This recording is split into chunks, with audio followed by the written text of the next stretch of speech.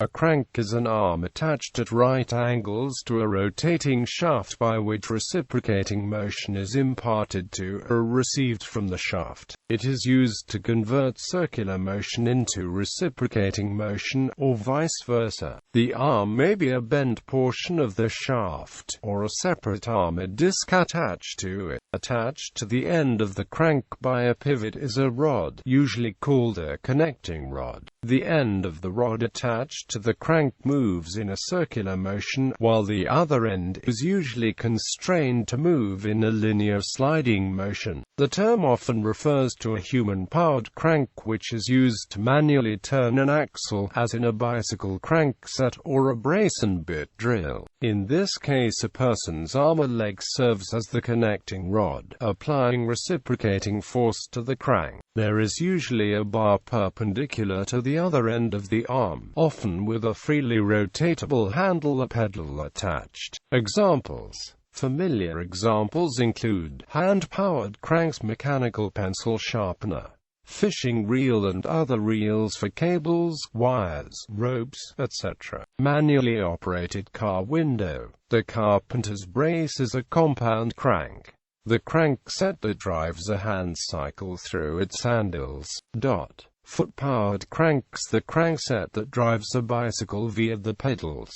Treadle sewing machine. Engines. Almost all reciprocating engines use cranks to transform the back and forth motion of the pistons into rotary motion. The cranks are incorporated into a crankshaft. History. Roman Empire. The eccentrically mounted handle of the rotary handmill, which appeared in 5th century BC Celtiberian Spain and ultimately spread across the Roman Empire, constitutes a crank. A Roman iron crank of yet unknown purpose dating to the 2nd century AD was excavated in Augusta Raurica, Switzerland. The 82.5 cm long piece has fitted to one end a 15 cm long bronze handle, the other handle being lost.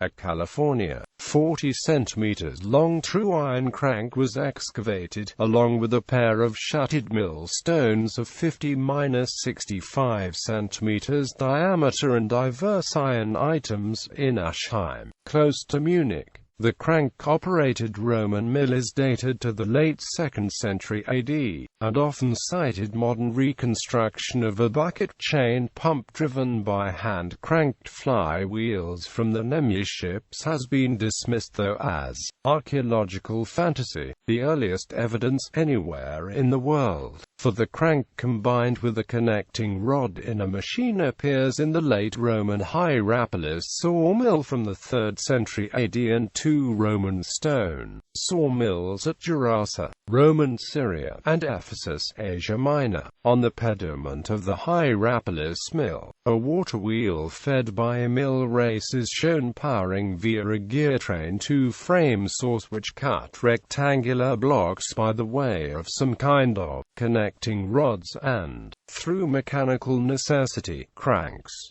The accompanying inscription is in Greek. The crank and connecting rod mechanisms of the other 2 archaeologically attested sawmills worked without a gear train. In ancient literature, there is a reference to the workings of water-powered marble saws close to Trier, now Germany, by the late 4th century poet Ausonius. About the same time, these mill types seem also to be indicated by the Christian St. Gregory of Nyssa from Anatolia, demonstrating a diversified use of water power in many parts of the Roman Empire. The 3 finds push back the date of the invention of the crank and connecting rod mechanism by a full millennium. For the first time, all essential components of the much later steam engine were assembled by one technological culture. With the crank and connecting rod system, all elements for constructing a steam engine, heroes, the cylinder and piston, non-return valves, gearing, were known in Roman times. Far East. The earliest hand-operated cranks appeared in China during the Han Dynasty, as Han-era glazed earthenware tomb models portray. and was used thereafter in China for silk reeling and hemp spinning, for the agricultural winnowing fan, in the water-powered flour sifter, for hydraulic-powered metallurgic bellows, and in the well windlass.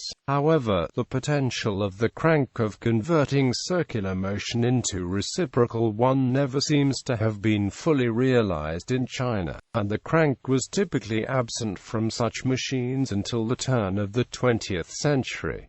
Medieval Near East. The crank appears in the mid-9th century in several of the hydraulic devices described by the Banu Musab brothers in the Book of Ingenious Devices. These devices, however, made only partial rotations and could not transmit much power, although only a small modification would have been required to convert it to a crankshaft. Al-Jazari described a crank and connecting rod system in a rotating machine in two of his water-raising machines. His twin-cylinder pump incorporated a crankshaft, but the device was unnecessarily complex. After Al-Jazari, cranks in Islamic technology are not traceable until an early 15th century Arabic edition of Hero of Alexandria's Mechanics. Medieval Europe. The crank became common in Europe by the early 15th century, seen in the works of those such as the military engineer Conrad Chiesa. A rotary grindstone minus the earliest representation there of minus, which is operated by a crank handle, is shown in the Carolingian manuscript Utrecht. Psalter. The pen drawing of around 830 goes back to a late antique original. A musical tract ascribed to the abbot Odo of Cluny describes a fretted stringed instrument which was sounded by a resonant wheel turned with a crank. The device later appears in two 12th century illuminated manuscripts. There are also two pictures of Fortuna cranking her wheel of destiny from this and the following century. The use of crank handles in trepanation drills was depicted in the 1887 edition of the Dictionnaire des Antiquités Grecques et Romaines to the credit of the Spanish Muslim surgeon Abu al-Kashim al-Zahrawi. However, the existence of such a device cannot be confirmed by the original illuminations and thus has to be discounted. The Benedictine monk Theophilus Presbyter described crank handles used in the turning of casting cores. The Italian physician Guido da Vivano, planning for a new crusade, made illustrations for a paddle boat and war carriages that were propelled by manually turned compound cranks and gear wheels.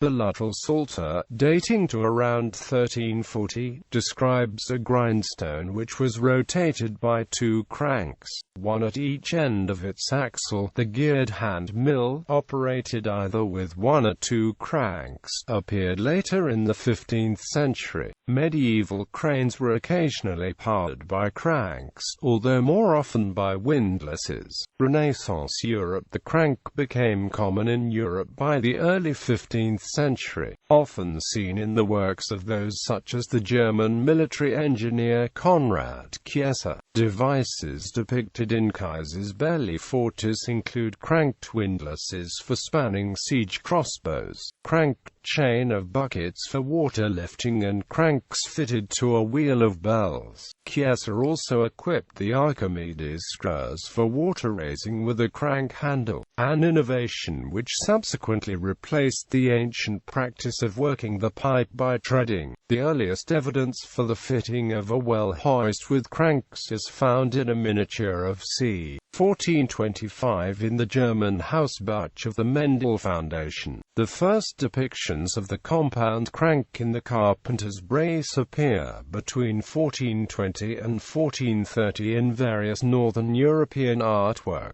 The rapid adoption of the compound crank can be traced in the works of the Anonymous of the Hussite Wars, an unknown German engineer writing on the state of the military technology of his day. First, the connecting rod, applied to cranks, reappeared. Second, double compound cranks also began to be equipped with connecting rods. And third, the flywheel was employed for these cranks to get them over the dead spot. One of the drawings of the Anonymous of the Hussite Wars shows a boat with a pair of paddle wheels at each end turned by men operating compound cranks. The concept was much improved by the Italian Roberto Valturio in 1463, who devised a boat with 5 sets, where the parallel cranks are all joined to a single power source by one connecting rod, an idea also taken up by his compatriot Francesco di Giorgio. In Renaissance Italy, the earliest evidence of a compound crank and connecting rod is found in the sketchbooks of Ticola, but the device is still mechanically misunderstood. A sound grasp of the crank motion involved demonstrates a little later Pisanello, who painted a piston pump driven by a water wheel and operated by 2 simple cranks and 2 connecting rods.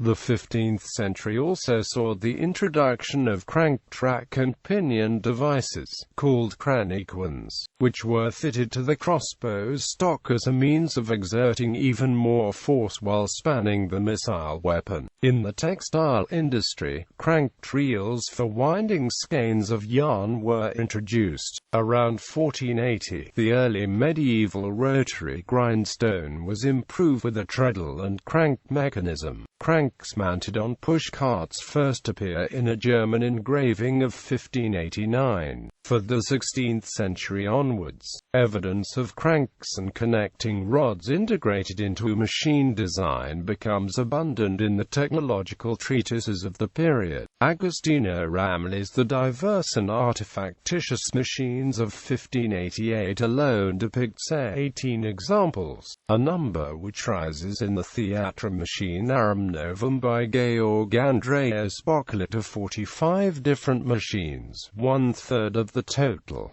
20th century. Cranks were formerly common on some machines in the early 20th century. For example, almost all phonographs before the 1930s were powered by clockwork motors wound with cranks.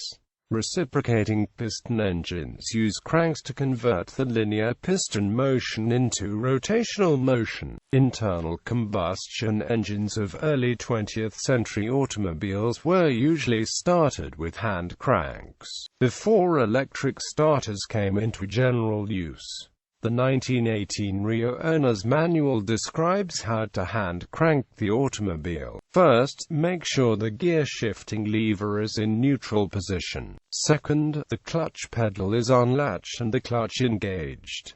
The brake pedal is pushed forward as far as possible, setting brakes on the rear wheel. Third, see the spark control lever, which is the short lever located on top of the steering wheel on the right side, is back as far as possible toward the driver, and the long lever on top of the steering column controlling the carburetor is pushed forward about 1 inch from its retarded position. Fourth, turn ignition switch to point marked B or M. Fifth, set the carburetor control on the steering column to the point marked Start.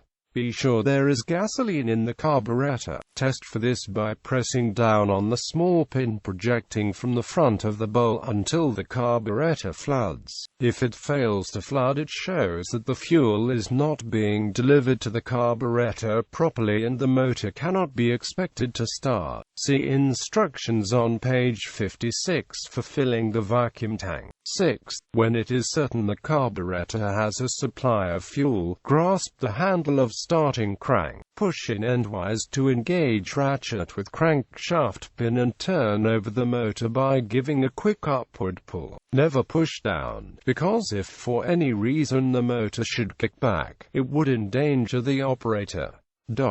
Crank axle. A crank axle is a crankshaft which also serves the purpose of an axle. It is used on steam locomotives with inside cylinders.